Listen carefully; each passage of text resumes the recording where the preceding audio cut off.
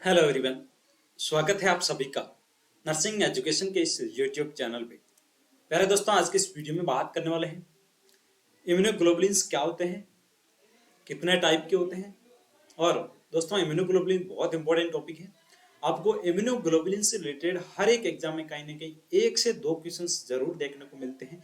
IgG क्या होता है, IgG क्या होता है, IgM क्या होता है, IgD क्या होता है, IgE क्या होता है। इनसे रिलेटेड आपको हर एक एग्जाम में कहीं ना कहीं क्वेश्चंस जरूर देखने को मिलते हैं। तो बहुत इंपॉर्टेंट टॉपिक है दोस्तों, इम्यूनोग्लोबुलिन अपन डिस्कस करने वाले हैं आज के इस सेशन में। तो आप सेशन पूरा जरूर देखें। और चैनल पे आप फर्स्ट बार विजिट कर रहे हो तो दोस्तों, नर्सिंग एजुकेशन इस यूट्यूब चैनल को आप सब्सक्राइब जरूर करें, क्योंकि ऐसी ही आपको लेटेस्ट इन्फॉर्मेशन इस यूट्यूब चैनल के माध्यम से मिलती रहेगी। बहुत इंपॉर्टेंट टॉपिक है आज का दोस्तों, तो आप वीडियो पूरा जरूर देखें। चलिए गाइस, स्टार्ट करते हैं सबसे पहले। जी हाँ, इम्यूनोग्लोबुलिन्स क्या होते हैं अपन देख लेते हैं। जी हाँ, बहुत इंपॉर्टेंट टॉपिक है, आप सब लोग एंड तक जरूर देखें दोस्तों। जी हाँ, इम्यूनोग्लोबुलिन इंट्रोडक्शन की बात करें सबसे पहले। इंट्रोडक्शन क्या होता है इम्यूनोग्लोबुलिन्स का। जी हाँ, immunoglobulins also known as antibodies. Immunoglobulins को और किस नाम से जाना जाता है? इसको एंटीबॉडीज के नाम से भी जाना जाता है। Are glycoprotein molecules produced by the plasma cell beta B lymphocyte WBC। जी हाँ, जो आपका इम्यूनोग्लोबुलिन्स होता है ये plasma cell glycoprotein molecules produce करती है। ये आपके जो इम्यूनोग्लोबुलिन्स बोलते हैं, इसको एंटीबॉडीज भी बोला जाता है। उसके बाद में कितने टाइप होते हैं और किस टाइप में क्या क्वेश्चंस बन रहे हैं वो अपन डिस्कस कर लेते हैं। जी हाँ, सबसे पहले बात कर लेते हैं। एक सिंगल इम्यूनोग्लोबुलिन में दो आपके जो लाइट चेन्स होती है और दो हैवी चेन होती है। जी हाँ, दो लाइट चेन एंड दो हैवी चेन। जैसे कि ये आप इमेज में दिख पा रहा है आपको, ये लाइट चेन है आपको, और ये है जो लंबे वाली दिख रही है आपको, ये हैवी चेन है। तो दो तो आपकी लाइट चेन होगी एंड दो heavy chain. Two light chain and two heavy chain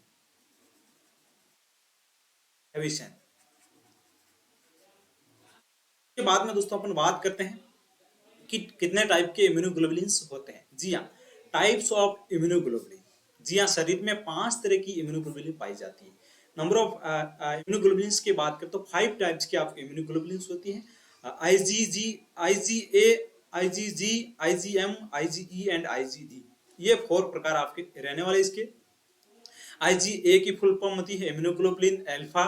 उसके बाद में IgG की बात करें तो इम्यूनोग्लोबुलिन गामा बोले जाते हैं। जी की फुल फॉर्म होती है गामा। और इम्यूनोग्लोबुलिन म्यू बोलते हैं IgM को, और IgE को अपन एप्सिलॉन बोलते हैं। उसके बाद में इम्यूनोग्लोबुलिन आपकी जो D है उसको अपन डेल्टा के नाम से जाना जाता है। ये नाम आप जरूर याद रखें, बहुत सारे लोग कंफ्यूज होते हैं, हमेशा पढ़ते रहते हैं IgM, IgA, IgD, बट नाम इनकी फुल फॉर्म याद नहीं होती। तो अल्फा, गामा, म्यू, उसके बाद में एप्सिलिन और डेल्टा, ये आपके प्रकार रहने वाले हैं इम्यूनोग्लोबुलिन्स के। उसके बाद में अपन वन बाय वन डिस्कस कर लेते हैं दोस्तों। आप वीडियो पूरा जरूर देखें, बहुत इंपॉर्टेंट है दोस्तों। इम्यूनोग्लोबुलिन से रिलेटेड आपको एग्जाम में क्वेश्चंस जरूर कहीं ना कहीं देखने को मिलेगा। जी हाँ, सबसे पहले अपन बात कर लेते हैं कि IgA क्या होता है, इम्यूनोग्लोबुलिन अल्फा क्या होता है वो बात कर लेते हैं। IgA ये प्रमुख ब्रेस्ट मिल्क कोलेस्ट्रम। जी हाँ, ये आपका मेनली ब्रेस्ट मिल्क में देखने को मिलता है। कोलेस्ट्रम होता है जो फर्स्ट जो एट बर्थ के टाइम जो बेबी जो ब्रेस्ट फीडिंग करता है, सबसे पहला मदर के जो ब्रेस्ट के अंदर से जो ब्रेस्ट मिल्क निकलता है उसको अपन कोलेस्ट्रम बोलते हैं। ये फर्स्ट 3 डे तक सिक्रेट होता है colostrum. First 3 day of after birth. Birth से लेके 3 डे तक जो आपका कोलेस्ट्रम सिक्रेशन होता है, वो इनमें आपकी जो मोस्टली इम्यूनोग्लोबुलिन्स होते हैं, कौन सा होता है? IgA इम्यूनोग्लोबुलिन्स देखने को मिलता है। यहाँ से आपका क्वेश्चन बनेगा कि इसमें ब्रेस्ट मिल्क में कौन सी इम्यूनोग्लोबुलिन होती है, तो आपका आंसर जाएगा IgA। उसके बाद में म्यूकोजल एरियाज में जैसे गट है, रेस्पिरेटरी ट्रैक्ट है, उसके बाद में आईज, ईयर्स एंड वेजनल में भी पाई जाती है। इन सारी चीजों में इनमें भी जो IgA है वो देखने को मिलती है। उसके बाद में ये सेकंड मोस्ट कॉमन जो रहने वाला है सीरम इम्यूनोग्लोबुलिन। जी हाँ, मोस्ट कॉमन कौन से रहने वाला है? IgG रहने वाला, वो अपन आगे बात करेंगे। उसके बाद में अबाउट 10 to 15% है जो आपका सीरम इम्यूनोग्लोबुलिन ये रहने वाला है, सेकेंड मोस्ट कॉमन है। उसके बाद में अपन बात कर लेते हैं सेकेंड वन IgG। जी हाँ, IgG के बारे में बात कर लेते हैं। Immunoglobulin gamma. जी हाँ, ये क्या होता है और किस में देखने को मिलता है? में सबसे ज्यादा पाई जाने वाली इम्यूनोग्लोबुलिन है। जी हाँ, सीरम में मैंने बताया मोस्ट कॉमन ये रहने वाला है सीरम में। सीरम इम्यूनोग्लोबुलिन में ये मोस्ट कॉमन रहना। सेकंड मोस्ट कॉमन रहने वाला आईजीए, तो ये कितने परसेंट है? 75 टू 80%। वो कितना था? 10 टू 15%। ये देखो 10 टू 15%, ये 75 टू 80% आपका सीरम है, सबसे ज्यादा पाया जाने वाला इम्यूनोग्लोबुलिन है आईजीजी। उसके बाद में ये सबसे छोटी इम्यूनोग्लोबुलिन है। जी हाँ, सबसे स्मॉलेस्ट जो इम्यूनोग्लोबुलिन है वो कौन सी है? आपकी आईजीजी। क्वेश्चन आ जाए smallest immunoglobulins of which of the following, इनमें से कौन सी है जो आपकी स्मॉलेस्ट इम्यूनोग्लोबुलिन से रहने वाली? ऑप्शन आ गया आईजीजी, आईजीएम, आईजीडी, आईजी। तो आपका क्या आंसर जाएगा? आईजीजी है वो सबसे स्मॉलेस्ट इम्यूनोग्लोबुलिन से रहने वाली है। मॉलिक्यूलर वेट की बात करें दोस्तों, तो आपका 1,50,000 है डेल्टॉन्स, वो आपका मॉलिक्यूल वेट से रहने वाला है आईजीजी का। उसके बाद में बात कर लेते हैं नेक्स्ट वन। ये एकमात्र ऐसी इम्यूनोग्लोबुलिन है जो प्लेसेंटा को क्रॉस करके फीटस को पैसिव इम्यूनिटी प्रदान करती है। जी हाँ, mother to placenta, placenta to fetus को ये मिलती है। That means mother to fetus में प्लेसेंटा ये जो है प्लेसेंटा क्रॉस करती है फीटस में, फीटस को जो पैसिव इम्यूनिटी है वो प्रदान करती है। जी हाँ, यहाँ लिखा हुआ है कि प्लेसेंटा को क्रॉस करके फीटस को पैसिव इम्यूनिटी प्रदान करती है। वो कौन सी इम्यूनोग्लोबुलिन से रहने वाली? आईजीजी। ये बहुत इंपॉर्टेंट है दोस्तों। फर्स्ट में जो आईजीजी अपने सबसे पहला आईजीए पढ़ा, उसमें ब्रेस्ट मिल्क। इसमें आईजीजी में क्वेश्चन बनेगा आपका जो प्लेसेंटा को क्रॉस करके फीटस को जो कौन सी इम्यूनिटी मिलती है? पैसिव इम्यूनिटी मिलती है। ये आपका क्वेश्चन रहने वाला है। उसके बाद में दोस्तों बात कर लेते हैं half life of IgG. IgG की हाफ लाइफ स्पान कितनी होती है? 23 डेज आपकी लाइफ स्पान होती है। उसके बाद में नेक्स्ट वन बात कर लेते हैं। आईजीजी एक क्रॉनिक इन्फेक्शन को भी इंडिकेट करती है। जी हाँ, ये क्रॉनिक इन्फेक्शन को भी इंडिकेट करती है आईजीजी, क्योंकि सीरम में इन्फेक्शन के बाद अपीयर होती है। जी हाँ, सीरम के अंदर इन्फेक्शन होने के बाद ये इम्यूनोग्लोबुलिन अपीयर होती है। इसकी वजह से ये क्रॉनिक इन्फेक्शन का इंडिकेशन भी रहने वाला है। उसके बाद में नेक्स्ट वन अपन बात कर लेते हैं नेक्स्ट इम्यूनोग्लोबुलिन। जी हाँ, आईजीएम। जी हाँ, आईजीएम ये भी बहुत इंपॉर्टेंट इम्यूनोग्लोबुलिन दोस्तों। इम्यूनोग्लोबुलिन म्यू रहने वाली है। ये इन्फेक्शन को इंडिकेट करती है। किसको इन्फेक्ट है? एक्यूट इन्फेक्शन है उसको इंडिकेट करती है। और ये किसको? क्रॉनिक इन्फेक्शन को कर रही थी। आईजी जो आपकी आईजीजी थी ये क्रॉनिक इन्फेक्शन को इंडिकेट कर रही थी, और ये है आपकी एक्यूट इन्फेक्शन को ये जो है इंडिकेट करने वाली है। उसके बाद में इन्फेक्शन के बाद प्लाज्मा सेल में सबसे पहले सीक्रेट होने वाली इम्यूनोग्लोबुलिन्स हैं। जी हाँ, इन्फेक्शन होने के बाद प्लाज्मा सेल में सबसे पहले सीक्रेट होने वाली इम्यूनोग्लोबुलिन्स कौन सी है? आपकी आईजीएम। उसके बाद में नेक्स्ट वन पॉइंट की बात कर लेते हैं कि आईजीएम ये पेंटामेरिक स्ट्रक्चर है। ये कैसी है? पेंटामेरिक। पेंटा मीन्स 5, पेंटामेरिक स्ट्रक्चर है। स्ट्रक्चर होती है क्योंकि इसके अंदर 5 इम्यूनोग्लोबुलिन। जी हाँ, पेंटा का मीन्स 5। 5 क्यों बोला गया है? क्योंकि 5 इम्यूनोग्लोबुलिन इसमें पाए जाते हैं। सब यूनिट होती है। जी हाँ, इसकी सब यूनिट होती है 5, इसलिए इसको पेंटामेरिक स्ट्रक्चर भी बोला जाता है। उसके बाद में नेक्स्ट वन पॉइंट की बात कर लेते हैं। आईजीएम का मॉलिक्यूलर वेट कितना होता है? आईजीएम का मॉलिक्यूलर वेट सबसे ज्यादा होता है। जी हाँ, सबसे ज्यादा वेट कहाँ किसका होता है? मॉलिक्यूलर वेट आईजीएम का। जी हाँ, उसके बाद में ये कितना होता है? 9 लाख डेल्टॉन्स आपका क्या है? इसका वेट रहने वाला है आईजीएम का, हाईएस्ट वेट रहने वाला है। उसके बाद में इसलिए इसके हैवी मॉलिक्यूल्स के कारण मैक्रो बॉडी, उसके बाद में मिलियनरीज मॉलिक्यूल्स के नाम से भी जाना जाता है। मिलियनरीज क्या है? ये जो मॉलिक्यूलर वेट पाया जाता है, इसलिए इसको अपन मिलियनरीज मॉलिक्यूल्स या फिर मैक्रो एंटीबायोटिक के नाम से भी जाना जाता है। उसके बाद में ये थर्ड मोस्ट कॉमन क्या है आपका? सीरम है। Serum immunoglobulin third most common. सबसे पहला कौन सा था? आईजीजी जो मोस्ट कॉमन था। उसके बाद में सेकंड मोस्ट कॉमन था आईजीए, और ये आईजीएम है आपका third most common serum immunoglobulin होता है। उसके बाद में ये आईजीएम ये ब्लड एवं लिम्फ फ्लूइड में पाई जाती है।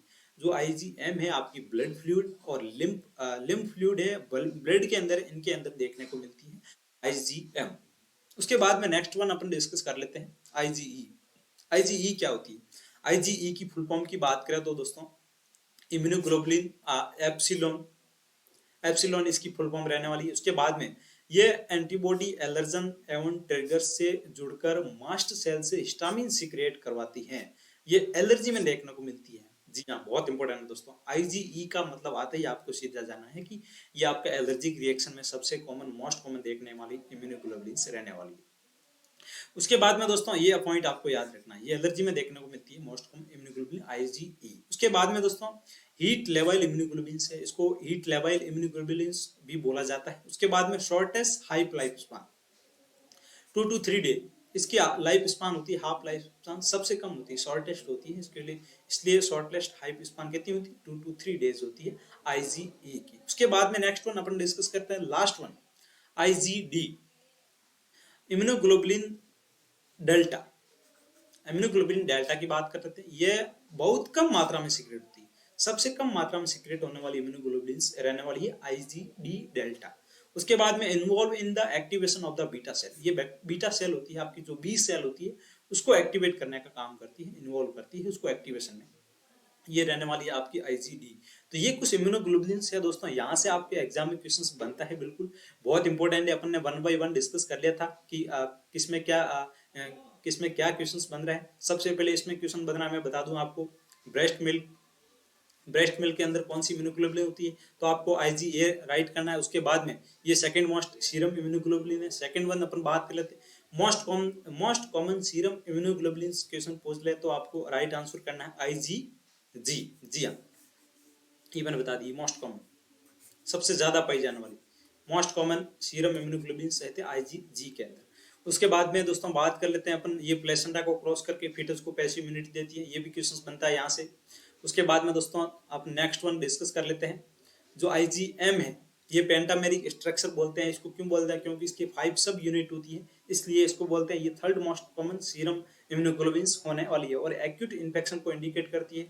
उसके बाद में नेक्स्ट वन आपकी आईजीई थी, वो क्रोनिक इन्फेक्शन को उसको इंडिकेट करती है, क्रोनिक इन्फेक्शन को। उसके बाद में दोस्तों ये सारे आपके क्या है इम्यूनोग्लोबुलिन से, यहाँ से आपको एग्जाम में कई क्वेश्चन जरूर देखने को मिलेगा। तो दोस्तों आप सब लोगों से रिक्वेस्ट है कि इसका जो नोट्स है ये भी आप बनवा ले, नोट्स बना ले, बहुत इंपॉर्टेंट टॉपिक है दोस्तों। आपको हर एक एग्जाम में कहीं ना कहीं इम्यूनोग्लोबुलिन से रिलेटेड क्वेश्चन जरूर देखने को मिलेगा। तो आप सब लोग इस टॉपिक को अच्छे से पढ़े, अच्छे से रीड करें दोस्तों, और नोट्स बना ले, हैंड नोट्स, क्योंकि यदि आपने इम्यूनोग्लोबुलिन पढ़ लिया तो 2 क्वेश्चन तो आपके हर एक एग्जाम में राइट होंगे ही होंगे, क्योंकि फिक्स टॉपिक है दोस्तों, यहाँ से क्वेश्चन बनते ही डायरेक्ट पूछ लिया जाता है कि ह्यूमन मिल्क के अंदर कौन सी इम्यूनोग्लोबुलिन होती है, तो आपका वहाँ आंसर क्या जाने वाला है आईजीए।